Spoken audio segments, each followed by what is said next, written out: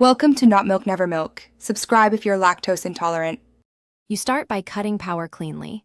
Power off the switch and remove any accessories, then pull batteries or detach Joy-Con grips if present. Once done, make sure system firmware is current by checking system settings System Update. Updates fix Bluetooth stacks. Now perform a soft reset on the controller.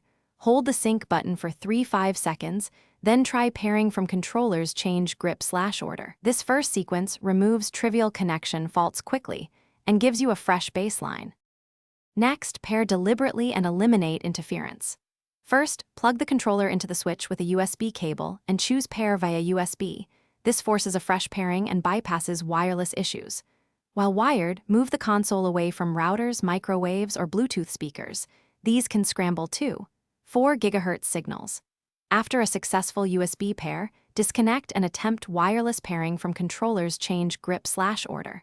If it fails, use the switch to forget previous Bluetooth profiles and repeat the pairing steps to prevent. For the final pass, update controller firmware from system settings controllers and sensors. Update controllers if that option appears. Firmware mismatches block pairing. If problems persist, test another controller with your switch or test the controller on a different switch. This identifies whether hardware or console software is at fault. As a last resort, backup save data and perform a factory reset on the console. This clears deep software corruption. If nothing works, seek authorized repair. Hardware faults will not be fixed by resets. Thanks for watching. If this was helpful, leave a like and consider subscribing. See you next time.